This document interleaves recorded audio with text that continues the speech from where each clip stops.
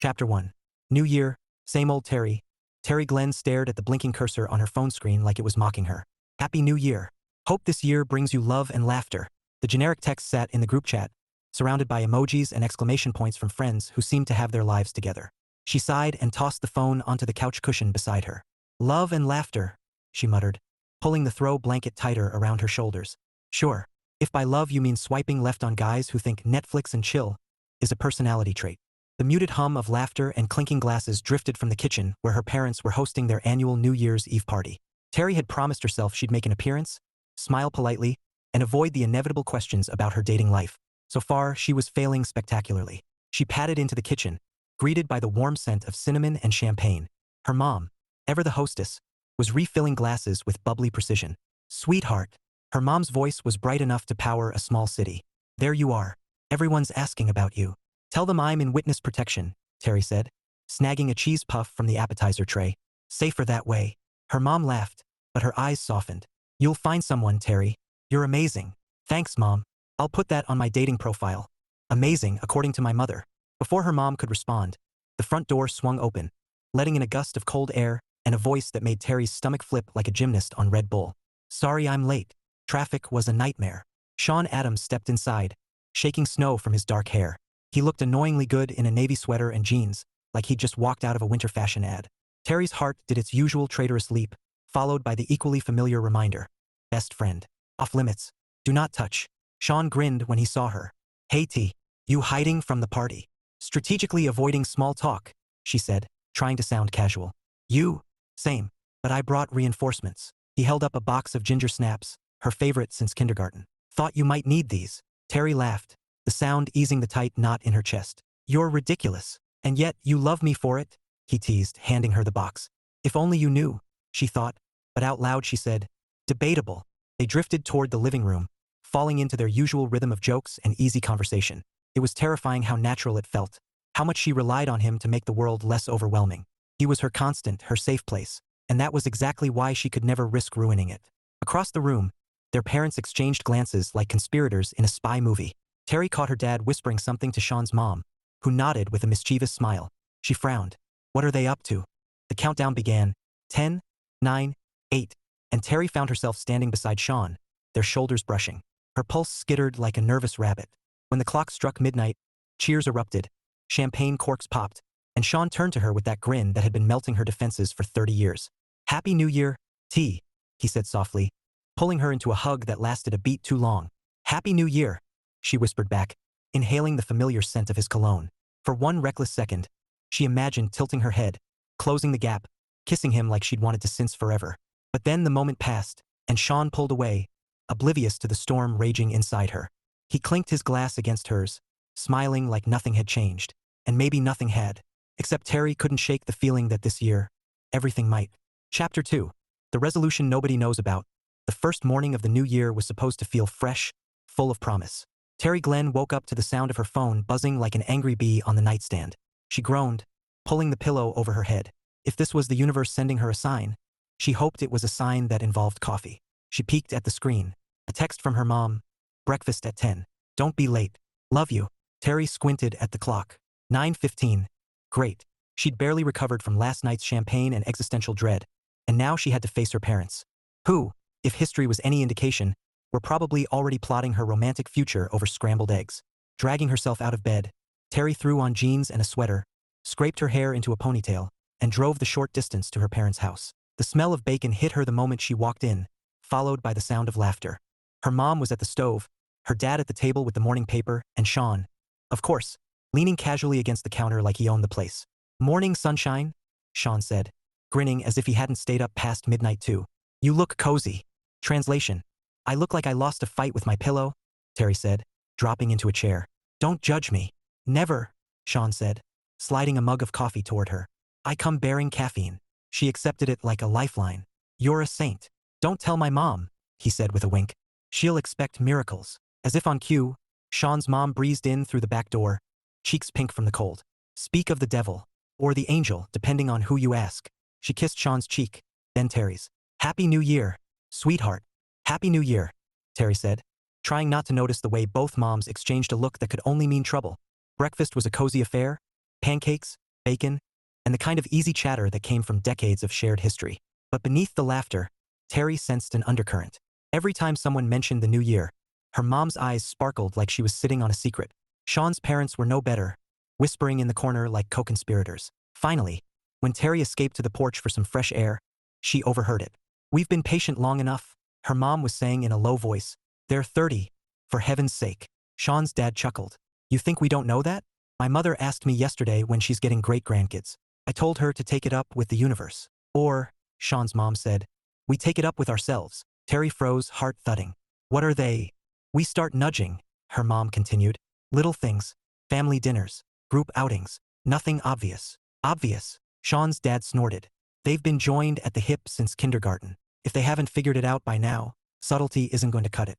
"Fine," Sean's mom said, her tone gleeful. "Then we'll be creative." Terry backed away before they spotted her, her mind spinning. Oh no, oh no, no, no. Her parents were planning what? A matchmaking campaign? Operation Get Terry Married? She wanted to laugh, but the sound stuck in her throat. Because as much as the idea terrified her, a tiny, traitorous part of her whispered, what if it worked? Meanwhile, inside, Sean was oblivious to the parental plotting. He was too busy teasing Terry's dad about his fantasy football picks and wondering why Terry looked like she'd seen a ghost when she came back inside. "You okay?" he asked quietly as she slid into her chair. "Fine," she said too quickly, stabbing a piece of pancake like it had personally offended her. "Just thinking. Dangerous habit," he said with a grin. But her smile didn't quite reach her eyes. Later that afternoon, the parents gathered in the living room under the guise of cleaning up. In reality, it was a strategy session worthy of a spy thriller. "Step 1, Terry's mom said, pulling out a notepad like a general planning an invasion. "We create opportunities." "Step 2, Sean's mom added. "We make sure those opportunities feel natural." Sean's dad grinned. "And step 3, we don't breathe a word of this to them. If they suspect, they'll dig in their heels." "Agreed," Terry's dad said. "We're not forcing anything. Just helping fate along. Helping fate along." If fate had a sense of humor, Terry thought later as she drove home, it was probably laughing its head off right now. That night, Terry curled up on her couch with her laptop, scrolling through dating apps like a woman searching for a miracle in a desert. Swipe left, swipe left, swipe. Ugh, definitely left. She tossed the laptop aside and buried her face in a pillow. She wanted love. Real love. The kind that made your heart race and your soul feel seen. The kind she'd secretly felt every time Sean smiled at her like she was the only person in the room. But wanting and having were two very different things. Her phone buzzed. A text from Sean. "Survived parental breakfast. Barely. Want to grab coffee tomorrow?" Terry stared at the screen, her pulse skipping. Coffee with Sean was nothing new. They'd done it 1,000 times. But suddenly, it felt loaded. Like the universe was dangling a question in front of her. "What if this isn't just coffee?" She typed back, "Sure. Same place. Always. 10 a.m. Don't be late." She smiled despite herself. Maybe tomorrow would feel different. Maybe this year would be different. And somewhere across town, Sean was staring at his own phone, wondering how many more coffees it would take before he found the courage to tell Terry the truth. That he'd been in love with her since the day she stole his ginger snaps. And he'd never stopped. Chapter 3. The first nudge. Terry Glenn had a bad feeling the moment her mom called on Wednesday evening with that deceptively cheerful tone. The one that usually preceded phrases like, "We need to talk," or "Guess who's coming to dinner?" "Sweetheart," her mom said, "we're having a little family dinner Friday night. Nothing fancy. Just us and the Adamses. You'll come, right?"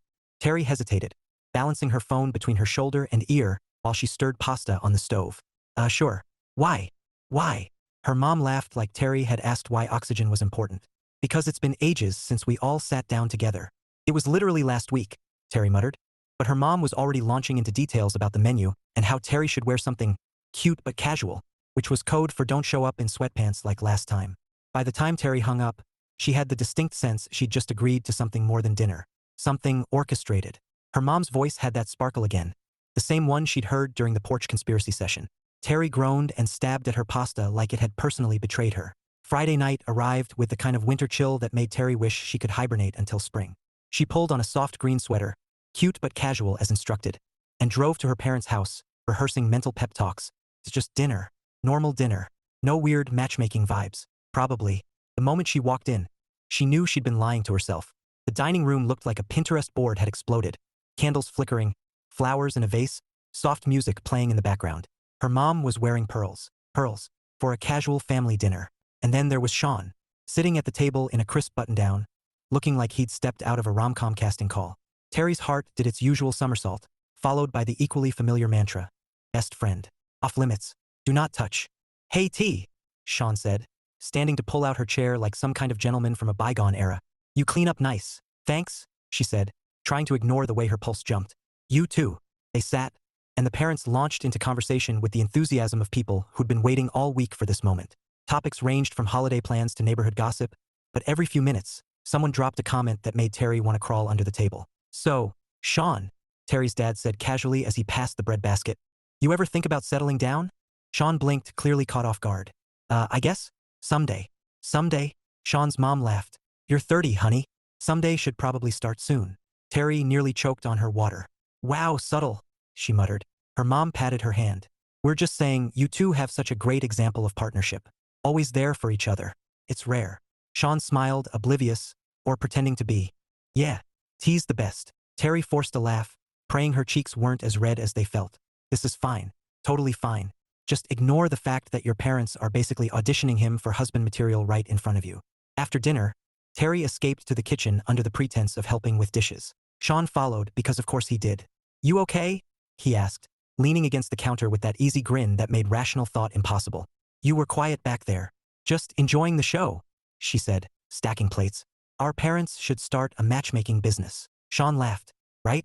They're relentless. Relentless, Terry echoed, trying to keep her tone light even as her heart thudded. Good thing we're immune. Totally, Sean said, but for a split second, just a fraction of a second, his smile faltered and something flickered in his eyes, something that made Terry's breath catch. Then it was gone, replaced by his usual warmth. Want me to grab dessert? Sure, she said, forcing a smile. But as he walked away, she couldn't shake the feeling that maybe, just maybe, they weren't as immune as they thought.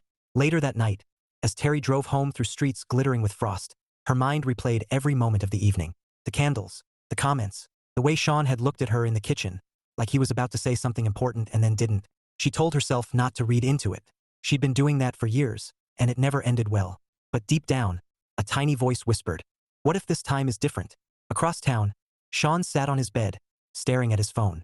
He could still hear his mom's words. You're 30, honey. Someday should probably start soon. He'd laughed it off, but the truth was, someday had started a long time ago. The day Terry stole his ginger snaps and smiled like she owned the world. He typed a message, then deleted it. Typed again. Deleted again. Finally, he tossed the phone aside and flopped back with a groan. He wanted to tell her. God, he wanted to tell her. But what if it ruined everything? Losing Terry would be like losing oxygen. Like losing half of himself. So he stayed silent. For now. Chapter 4. Friends in on the game. By Monday morning, Terry was convinced her parents had graduated from subtle nudges to full-blown covert operations. The family dinner had been suspicious enough, but now her phone was lighting up with texts from friends that felt coordinated. First came Jenna, her college roommate and current partner in gossip. So, Sean looked good Friday night. Terry frowned at the screen. Jenna hadn't been at dinner. How does she know? She typed back, he always looks good. Why? Jenna's reply was instant, just saying, you two are basically a rom-com waiting to happen. When's the wedding? Terry groaned and tossed the phone onto her desk. Fantastic. The propaganda campaign has gone public. At lunch, her coworker Lisa slid into the seat across from her with a grin that spelled trouble. So, Sean Adams. Terry blinked. What about him? Lisa shrugged, stabbing her salad like it was a casual conversation. You talk about him a lot. I do not, Terry said, heat creeping up her neck. You do, Lisa said, smirking. And honestly, he sounds perfect. Funny. Kind. Good-looking. What's the catch?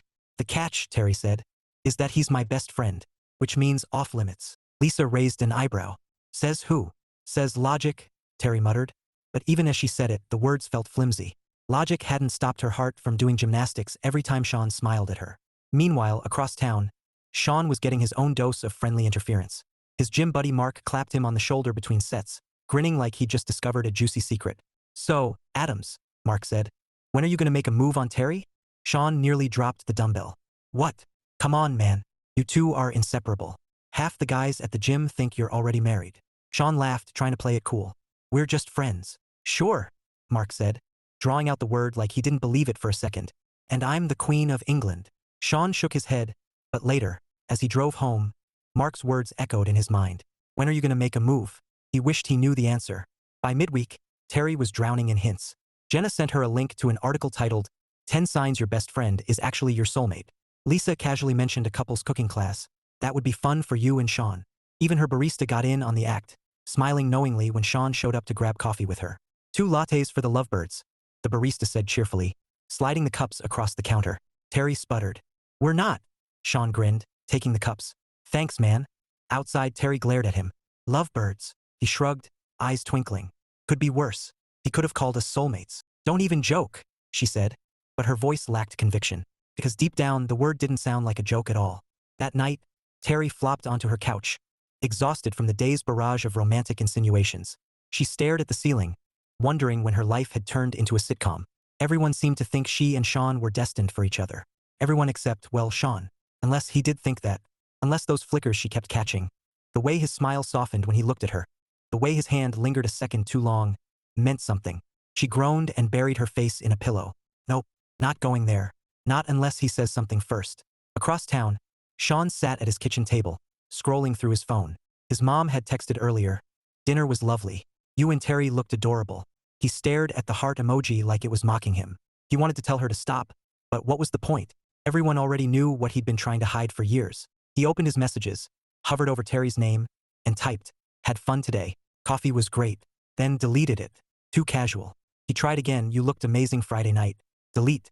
Too obvious. Finally, he tossed the phone aside and muttered, "Coward." Because the truth was simple, he was terrified. Terrified that if he crossed the line, there'd be no going back. And losing Terry? That wasn't an option.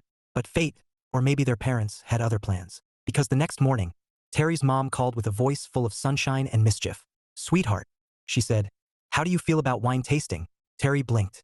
"Wine tasting? Friday night. There's a lovely vineyard hosting an event. I thought you and Sean could go." Terry's stomach dropped. "Me and Sean? Of course. You both love wine. It'll be fun." "Mom." "No arguments," her mom said, her tone brooking no debate. "I already told his mother. He's in." Terry hung up and stared at the phone like it had betrayed her. A wine tasting. With Sean. Alone. In a romantic setting straight out of a Hallmark movie. She was doomed. Chapter 5. The almost date. Terry Glenn had been to wine tastings before, usually with girlfriends, laughing over cheese plates and pretending to know the difference between oaky and earthy. She had never, however, been to a wine tasting that felt like a setup straight out of a rom-com. Yet here she was, Friday evening, standing in front of a picturesque vineyard with fairy lights strung across the patio and a soft jazz band playing in the background. She adjusted her scarf and muttered under her breath, "Cute but casual, my foot.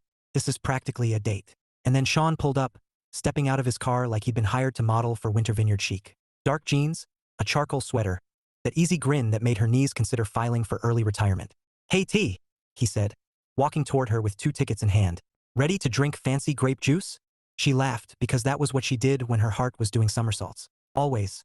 Inside, the tasting room was warm and inviting, all polished wood and soft lighting. Couples clustered around high tables, clinking glasses and murmuring about tannins. Terry tried not to notice how many of them looked romantic. She also tried not to notice how Sean's hand brushed her back as he guided her toward their table. First up, the sommelier announced, a crisp Sauvignon Blanc with notes of citrus and green apple. Sean leaned in, his breath tickling her ear. Translation: "It tastes like wine." She snorted, nearly spilling her glass. "Don't let them hear you. They'll revoke your wine privileges." "Guess I'll have to rely on you to keep me cultured," he said, his eyes twinkling. Terry smiled, but inside, her thoughts were anything but calm. Stop it. Stop reading into everything. He's just being Sean. Charming, funny, perfect Sean. Who is your best friend? Off limits. Remember? They moved through the tasting menu, laughing at their own lack of sophistication. Sean made a face at a particularly dry red, and Terry nearly choked trying not to laugh. At one point, their hands brushed as they reached for the same cheese cube, and Terry felt a spark shoot straight up her arm. She froze, staring at their hands like they just committed a federal crime. Sean didn't pull away immediately. In fact, his fingers lingered, just for a second, before he cleared his throat and grabbed the cheese. "Sorry," he said, smiling sheepishly. "No problem," she said, her voice a little too high-pitched. She took a sip of wine to cover the awkwardness, but the taste barely registered. All she could think about was that fleeting touch and the way her pulse was still racing. By the time they stepped outside into the crisp night air, Terry's head was buzzing, not from the wine, but from the evening itself. The laughter, the easy conversation, the way Sean had looked at her when she teased him about his refined palate, felt different, like something had shifted. Sean shoved his hands into his pockets, his breath visible in the cold. "That was fun." "Yeah," Terry said softly. "It was." For a moment, they just stood there, the fairy lights casting a golden glow around them. Terry's heart thudded like a drum. If this were a movie, this would be the part where he kissed her, where everything changed. But this wasn't a movie. This was real life. And in real life, Sean just smiled and said, "Want to grab coffee tomorrow?" Terry forced a smile, ignoring the pang of disappointment. "Sure." On the drive home, she replayed the night in her head, analyzing every glance, every laugh, every accidental touch. Was it just her imagination, or had there been something more? She wanted to believe it was real, that maybe, finally, the universe was nudging them together. But then she remembered the porch conversation, the family dinner, the way her mom had oh so casually suggested this outing. Was this spark hers and Sean's, or just the result of parental meddling? She didn't know, and that uncertainty was enough to keep her awake long after midnight, staring at the ceiling and wondering if she'd just had her first almost date with the man she'd loved forever. Across town, Sean sat on his couch, scrolling through his phone with a smile he couldn't seem to shake. Tonight had been perfect, not because of the wine but because of her. The way she laughed, the way her eyes lit up when she teased him, the way her hand felt against his. Even for that brief second, he wanted to call her, tell her how much he'd enjoyed tonight, tell her how much he enjoyed every moment with her. But instead he typed, "Coffee tomorrow? Same place?" Her reply came almost instantly. "Wouldn't miss it." Sean grinned, his heart doing that stupid hopeful thing it always did around her. Maybe someday wasn't as far away as he thought. Chapter 6. Confessions to Third Parties. Saturday morning dawned bright and cold, the kind of winter day that looked beautiful from inside a warm coffee shop. Terry sat at their usual table by the window, nursing a latte and trying not to overthink everything. Which, of course, meant she was overthinking everything. Last night had been something. She couldn't stop replaying the laughter, the lingering touches, the way Sean's smile had felt different, softer, almost tender. Was it real? Or was she just projecting because her heart had been in love with him since kindergarten? She was still spiraling when Jenna's name lit up her phone. Terry answered with a sigh. "Please tell me you're calling to talk about literally anything except Sean." Jenna's laugh was pure mischief. "Oh honey, you know me better than that." "Jenna." "So," Jenna said, ignoring her protest. "How was the wine tasting?" Terry hesitated. "Fine, fine."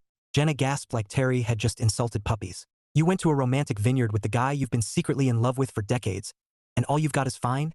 Terry groaned, lowering her voice as Sean walked in, his smile lighting up the room like sunrise. "I can't talk about this right now." "Oh my God, he's there, isn't he?" Jenna squealed. "Put me on speaker." "Goodbye, Jenna." Terry hung up and shoved the phone into her bag, cheeks flaming. Sean slid into the seat across from her, his grin easy and warm.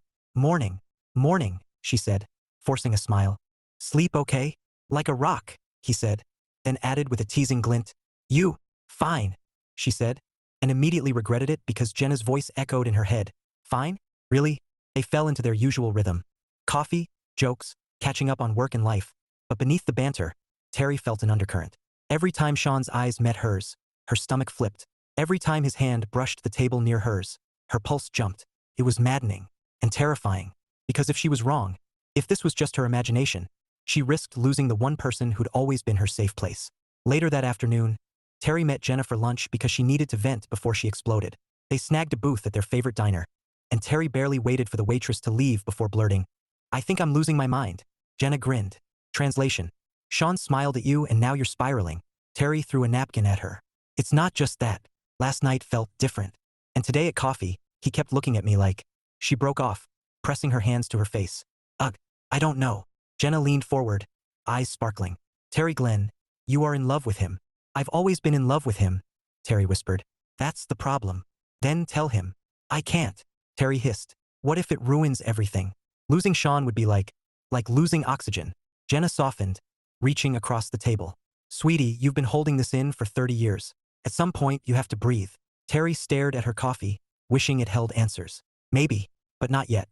Across town, Sean was having his own confession session, with his younger brother, Ryan, who had a knack for cutting through Sean's nonsense like a hot knife through butter. "So," Ryan said, lounging on Sean's couch with a beer, "how's Terry?" Sean shot him a look. "Why?" "Because every time I ask about your life, her name comes up within 30 seconds, Ryan said, smirking. "You're not subtle." Sean sighed, running a hand through his hair. "She's Terry." Ryan raised an eyebrow. "That's not an answer." Sean hesitated, then muttered, "I'm in love with her." Ryan nearly choked on his beer. "Finally. Do you know how long I've been waiting for you to admit that?" "Keep your voice down," Sean said, even though they were alone. "I can't tell her." "Why the hell not?" "Because if she doesn't feel the same, I lose her," Sean said quietly. "And I can't, Ryan, I can't imagine my life without her." Ryan studied him for a long moment, then said, "You're an idiot." "Thanks," Sean muttered. "No, seriously," Ryan said. You think she doesn't feel the same? Dude, she looks at you like you hung the moon. Sean's heart thudded. You think? I know, Ryan said, grinning. So stop being a coward and do something before someone else does. Sean laughed, but the sound was hollow. Because Ryan was right, and that was what scared him most. That night, Terry lay in bed staring at the ceiling, Jenna's words echoing in her head. At some point, you have to breathe. Across town, Sean sat on his couch, Ryan's voice ringing in his ears. Stop being a coward. 2 hearts, 2 fears. 1 truth neither could say out loud. Not yet. Chapter 7. The Big Misunderstanding. By the following Thursday, Terry was feeling cautiously optimistic. The wine tasting had been, well, magical. Even if Sean hadn't kissed her under the fairy lights like her hopelessly romantic brain had scripted. Coffee had been easy, familiar, and yet tinged with something new. A warmth that lingered long after they parted. She was starting to believe maybe, just maybe, the universe was finally on her side. And then she saw him. It was late afternoon, and Terry had ducked into her favorite cafe to grab a latte before heading home.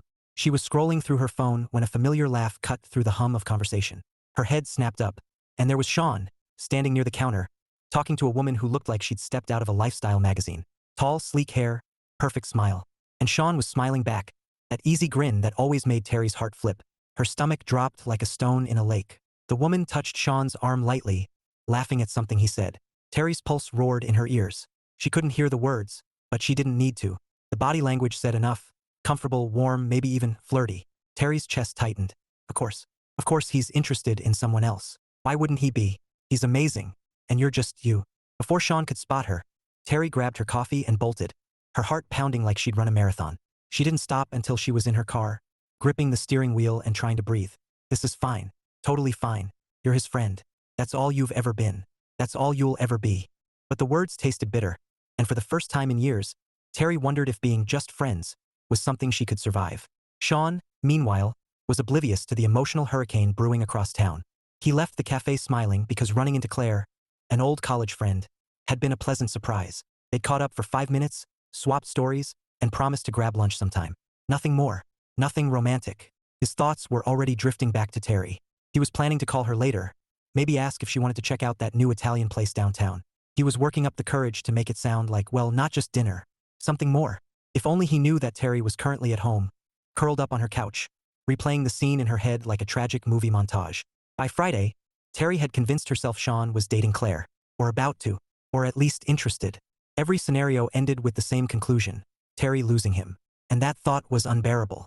So she did what any rational adult would do. She avoided him. She ignored his texts. She claimed she was busy when he called. She even skipped their usual Saturday coffee, citing a work emergency that didn't exist. Each lie felt like a tiny dagger. But what was the alternative? Sit across from him while he talked about Claire? Watch him fall in love with someone else while she smiled and pretended her heart wasn't breaking? No, thank you.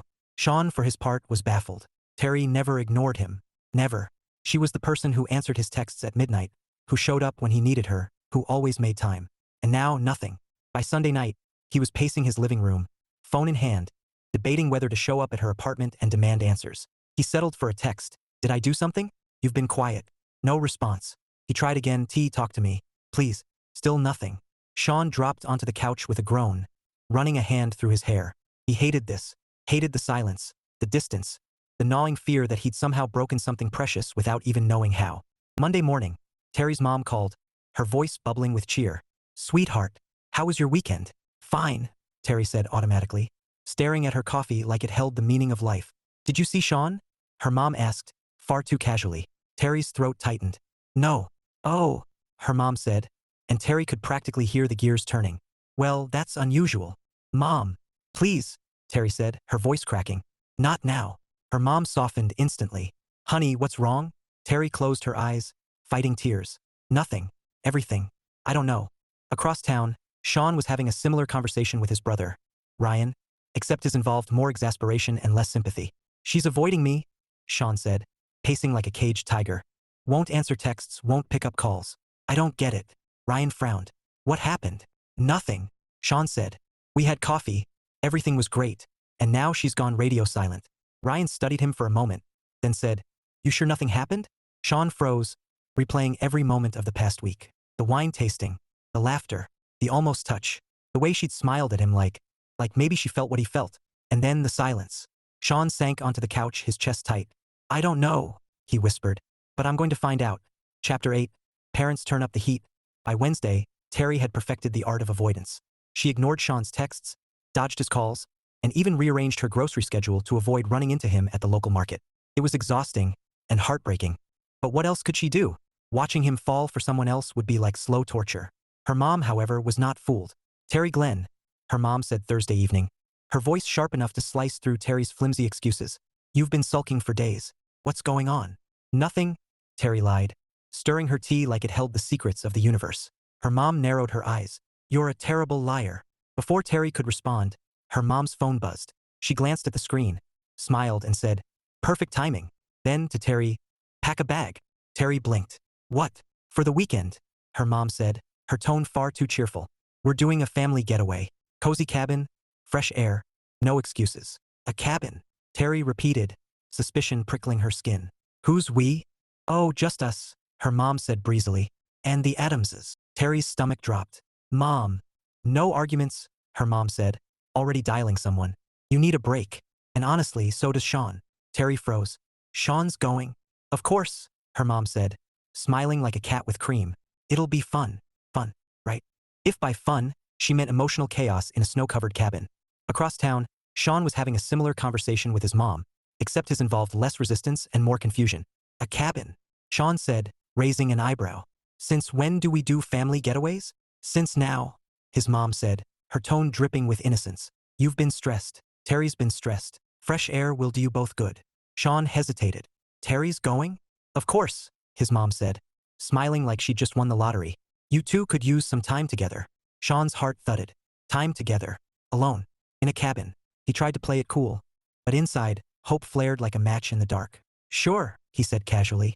Sounds nice. By Friday afternoon, Terry was driving up a winding road toward the cabin, muttering under her breath about parental meddling and the cruel irony of life. Snow blanketed the trees, glittering in the pale winter sun. It was beautiful. Romantic, even. Which was exactly the problem. When she pulled into the driveway, her suspicions were confirmed. Only one car. Sean's. She parked, climbed out and stared at the cozy log cabin like it was a trap. Which technically it was. Sean stepped onto the porch, his smile warm enough to melt snow. Hey T. Hey, she said, forcing a smile. Where are our parents? Funny story, Sean said, rubbing the back of his neck. They canceled. Terry blinked. Canceled? Yeah, Sean said, his grin turning sheepish. Something about a last-minute emergency. But they said we should stay. Enjoy the weekend. Terry stared at him, realization dawning like a cruel sunrise. They planned this. Sean laughed. Oh, absolutely. Inside, the cabin was straight out of a winter postcard. Stone fireplace, plush rugs, a kitchen stocked with enough food for an army. Terry dropped her bag and muttered, they're insane. Agreed, Sean said, tossing his jacket onto a chair. But maybe they're onto something. Terry froze. What do you mean? Sean shrugged, his eyes soft. Just that it's nice. Being here. With you. Her heart did a somersault. She opened her mouth, but no words came out. So she did the only thing she could. She laughed. Too loud. Too awkward. Yeah, nice. The first few hours were easy enough. Cooking dinner, playing cards, teasing each other like always. But as night fell and the fire crackled, the air shifted. Softer. Warmer. Charged. They sat on the couch, a blanket draped over their legs, watching snow drift past the window. Sean's arm rested along the back of the couch, close enough that Terry could feel his warmth. Her pulse skittered like a nervous rabbit. This is cozy, Sean said, his voice low. Yeah, Terry whispered, staring at the flames because looking at him felt dangerous. For a long moment, silence stretched between them, comfortable, yet humming with something unspoken. Terry's heart pounded. If this were a movie, this would be the kiss. The moment everything changed.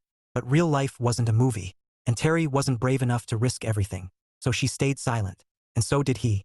Later, in bed, Terry stared at the ceiling, her thoughts a tangled mess. The way he'd looked at her tonight, soft, lingering, was burned into her mind. Was she imagining it, or was it real? Across the hall, Sean lay awake, replaying the same moment, wondering how much longer he could keep pretending he didn't want more. Chapter 9. The kiss that changes everything. Morning came draped in white. Snow blanketed the world outside the cabin, soft and silent, like nature was holding its breath. Terry stood at the window, mug in hand, watching flakes drift lazily from the sky. It was beautiful, peaceful, and completely at odds with the storm raging inside her. She'd barely slept. Every time she closed her eyes, she saw Sean. His smile, his warmth, the way his arm had rested along the back of the couch last night like it belonged there. She'd wanted to lean into him so badly it hurt. But she hadn't, because fear was louder than longing. Behind her, the floor creaked. She turned. And there he was, hair tousled, wearing a gray hoodie that should have been illegal on someone that attractive. He smiled, easy and familiar, and Terry's heart did its usual traitorous flip. "Morning," he said, voice rough with sleep. "Morning," she managed, clutching her mug like a lifeline. Sean crossed the room, poured himself coffee, and joined her at the window. For a moment, they stood in silence, watching snow fall like confetti from heaven. "Looks like we're stuck here for a while," he said, nodding toward the driveway where their cars were half buried. "Roads are a mess." "Great," Terry said, trying for sarcasm but landing somewhere closer to breathless. "Trapped in a cabin with you. My worst nightmare." Sean grinned. "Your worst nightmare, huh?" She rolled her eyes, but her cheeks burned. "You know what I mean." "Do I?" he asked softly, and when she glanced at him, his expression wasn't teasing. It was something else, something that made her pulse skitter like a startled bird. The day passed in a blur of snow and laughter. They cooked breakfast together, arguing over pancake technique.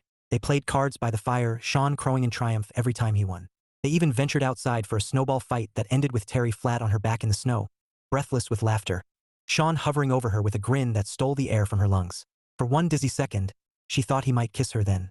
His smile softened, his gaze dipped to her lips, and then he helped her up, brushing snow from her coat like nothing had happened. By evening, Terry was a mess of nerves and hope. They sat on the couch again, fire crackling, shadows dancing on the walls. A blanket lay across their legs, warm and heavy. Sean's arm was draped along the back of the couch, closer than last night. Close enough that if she leaned an inch, she'd be in his arms. Her heart pounded. She told herself to move, to speak, to do something.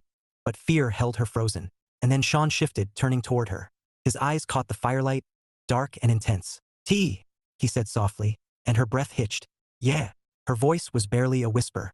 "I can't keep pretending," he said, and before she could ask what he meant, his hand cupped her cheek, warm and steady, and his lips were on hers. The kiss was everything she'd imagined and nothing like she'd expected. Soft at first, tentative like he was asking permission. Then deeper, surer, as if he'd been waiting his whole life for this moment. Terry melted into him, her hands fisting in his hoodie, her heart soaring like it had finally found home. When they broke apart, breathless, Sean rested his forehead against hers, his voice rough. "I've loved you forever." Terry's eyes stung. "You? What?" He laughed softly, thumb brushing her cheek. "Since kindergarten. Since you stole my ginger snaps. Since always." Tears spilled before she could stop them.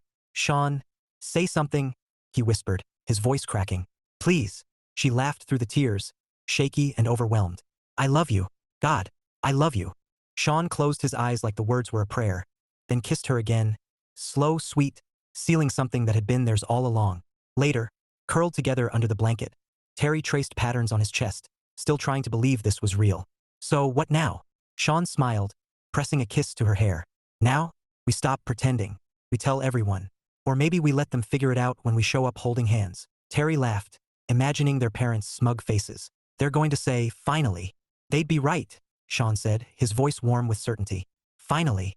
And for the first time in years, Terry felt like everything was exactly where it was meant to be.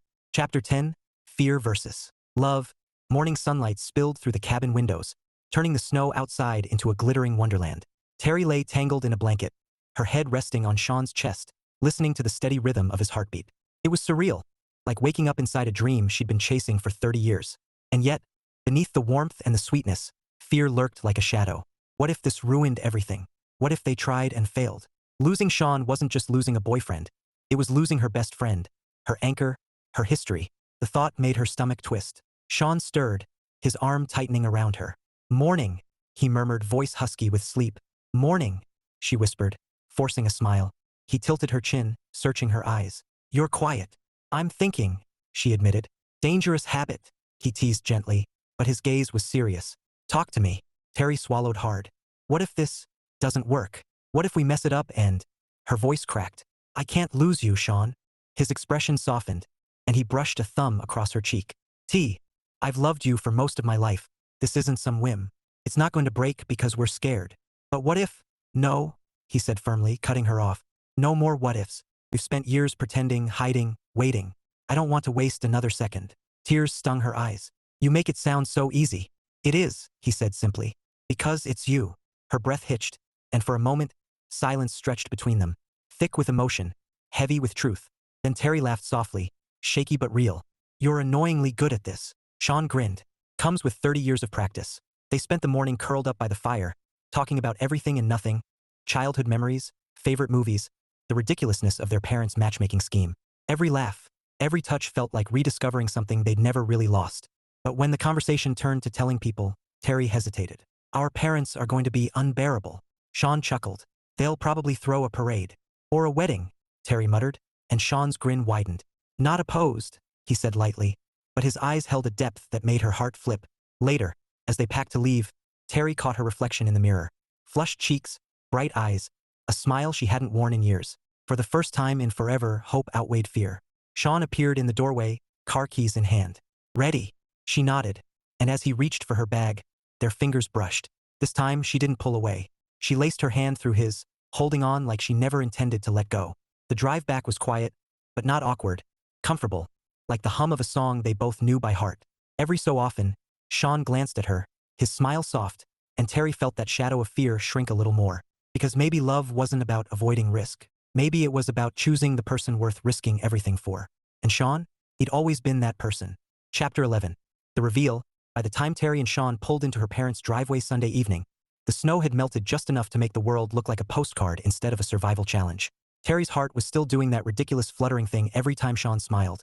And now, holding his hand as they walked up the steps, it felt like the most natural thing in the world. Which was why she almost forgot to brace herself for the parental ambush. The door swung open before they could knock. Her mom stood there, beaming like she'd just won the lottery. Sweetheart, you're back. Behind her, Sean's mom appeared, wearing the same smug grin. Terry froze. Sean froze. And then, like synchronized swimmers, both moms glanced down at their joined hands and gasped in unison. Oh my goodness. Terry's mom clapped her hands. Finally. Sean groaned. Oh no. Oh yes, his mom said, eyes sparkling. Do you have any idea how long we've been waiting for this? Terry blinked. Wait, what? Her dad appeared, grinning like a man who'd just pulled off the heist of the century. Operation Matchmaking was a success. Sean stared. Operation what? Don't act surprised, Terry's mom said, ushering them inside like they were celebrities. We've been working on this for months. Months, Terry squeaked, dropping onto the couch before her knees gave out. You planned the wine tasting? Of course, her mom said, looking offended that Terry even had to ask. And the cabin. And the seating arrangement at dinner. Honestly, we thought you'd catch on sooner. Sean buried his face in his hands. Unbelievable. Oh, don't be dramatic, his mom said, patting his shoulder. We just gave fate a little nudge. A little nudge? Terry said, laughing despite herself. You practically shoved us into a rom-com. Worked, didn't it? Her dad said, grinning. Terry opened her mouth to argue. But then Sean reached for her hand, his thumb brushing her knuckles, and the words died on her lips. Because the truth was, it had worked. And for once, she wasn't mad about it. The interrogation lasted an hour. Questions, squeals, champagne toasts. By the time they escaped to the porch for air, Terry was breathless with laughter and a little overwhelmed. Well, she said, leaning against the railing. That was something. Sean chuckled, sliding an arm around her shoulders. Something, yeah. She tilted her head, studying him in the soft glow of the porch light. You okay? Better than okay, he said, his smile slow and certain. I'm with you. Her heart melted like snow in sunlight. Cheesy. True, he said, kissing her forehead. And you love it. She laughed because he was right. And as she curled into his side, listening to the muffled sound of their parents celebrating inside, Terry realized something. Maybe love wasn't about grand gestures or perfect timing. Maybe it was about two people who'd been choosing each other all along, finally brave enough to admit it. Chapter 12. New year, new beginning. 1 year later, Terry Glenn stood in the same living room where everything had started. The laughter, the champagne, the countdown that had felt like a cruel joke 12 months ago. Tonight, it felt like magic. The house was alive with celebration. Music floated through the air, mingling with the sound of clinking glasses and happy chatter. Fairy lights twinkled across the windows, casting a warm glow over the crowd of family and friends gathered for the annual New Year's Eve party. But this year, everything was different. Terry smoothed the skirt of her deep red dress, her heart fluttering as she glanced toward the kitchen. Sean was there, laughing with her dad, looking unfairly handsome in a tailored navy suit. When his eyes found hers across the room, his smile softened, the kind of smile that still made her knees weak, even after a year of being his, her fiancé. The word still felt surreal. She touched the ring on her finger, a simple, elegant band that had become her favorite thing in the world. He'd proposed 2 months ago, in the park where they used to play as kids, under the same oak tree where they'd carved their initials in middle school. It had been perfect, sweet, heartfelt, and so very them. And now, here they were, counting down to another new year. Except this time, Terry wasn't wishing for love. She was living it. Penny for your thoughts? Sean's voice pulled her from her reverie. He appeared at her side, warm and solid, his hand finding hers like it belonged there. Which, of course, it did. Just thinking, she said, smiling up at him. About last year. Sean chuckled, squeezing her hand. The year of covert parental operations. Terry laughed. Operation Matchmaking. They should trademark it. They'd make a fortune, Sean said, his eyes twinkling. Worked on us. Eventually, she teased, and he grinned. Worth the wait, he said softly. And the way he looked at her made her heart flip like it was still the first time. The countdown began. 10, 9, 8. And Terry felt a rush of déjà vu. Last year, she'd stood in this exact spot, wishing for something she thought she'd never have. This year, she was holding the hand of the man who'd been hers all along. Happy New Year, T, Sean whispered as the clock struck midnight, pulling her close and kissing her like the world had disappeared. Happy New Year, she murmured against his lips, smiling so hard it hurt. Around them, cheers erupted, champagne corks popped, and their parents exchanged smug looks that Terry pretended not to see. She'd give them their victory lap later. For now, all she cared about was Sean. His arms around her, his laughter in her ear, his love steady and sure. As the party swirled on, Terry slipped out to the porch for a moment of quiet. Snowflakes drifted lazily in the cold night air, and she breathed deep, feeling the weight of the past year. The fear, the hope, the leap that had changed everything. Sean joined her, wrapping his coat around her shoulders. Cold? Not anymore, she said, leaning into him. He kissed her temple, his voice low and certain. Next year, same place? Next year, she said, smiling. And every year after. And as the fireworks lit up the sky, Terry realized something she'd known all along. Love wasn't about grand gestures or perfect timing. It was about choosing each other, again and again for a lifetime. Chapter 13. Forever Peas in a Pod. The church bells chimed softly in the distance, mingling with laughter and the rustle of silk and lace. Terry stood in front of the mirror in the bridal suite, staring at the woman in white who looked both familiar and completely transformed. Her heart thudded like a drum, not from nerves, but from the sheer weight of joy. Behind her, Jenna adjusted the veil with a grin that could power a small city. You look like a fairy tale. Terry laughed, shaky but happy. More like a rom-com. Same difference, Jenna said, winking. Except this one has a guaranteed happy ending. Terry smiled, her fingers brushing the simple bouquet of white roses. I still can't believe this is real. Oh, it's real, Jenna said, stepping back to admire her handiwork. And about time. Do you know how many years I've been waiting for this? Not as many as our parents, Terry muttered, and Jenna snorted. True, they're practically vibrating out there. When the music started, Terry walked down the aisle on her father's arm, the world blurring into a haze of flowers and smiles. And then she saw him, Sean, standing at the altar in a perfectly tailored suit, looking at her like she was the only person in the universe. Her breath caught, her heart soared, and in that moment, every fear, every doubt melted away, because this was Sean, her best friend, her love, her forever. The ceremony was simple, sweet, full of laughter and tears. When the officiant said, "You may kiss the bride," Sean grinned and whispered, "Finally," before kissing her like he'd been waiting his whole life, which in a way he had. The crowd erupted in cheers. Their parents cried. Jenna fist-pumped like she'd just won a championship. The reception was a blur of music and dancing and cake. At one point, Terry found herself on the dance floor with Sean, swaying under twinkling lights as he murmured in her ear, "Remember when we thought we'd never get here?" She laughed softly. "We were idiots. Speak for yourself," he teased, then kissed her nose. "I always knew." "Liar," she said, but her smile gave her away. Later, as they slipped away for a quiet moment, Terry curled into Sean's side, watching the stars glitter above the garden. "So," she said, "what now?" Sean smiled, pressing a kiss to her hair. "Now, we live the rest of our lives proving everyone right." "Everyone?" she asked, amused. "Our parents, Jenna, Ryan, the barista who called us lovebirds," he said, grinning. "They all knew before we did." Terry laughed, her heart full. "Guess we were too close to see the forest for the trees. Or the peas for the pod," Sean said, and she groaned. "Terrible," she said. But she was laughing, because it was perfect, because it was them. As the night stretched on, Terry realized something she'd known all along. Love wasn't about grand gestures or perfect timing. It was about two people who'd grown up side by side, choosing each other, again and again, for a lifetime. And as Sean kissed her under the stars, she knew she'd never stop choosing him.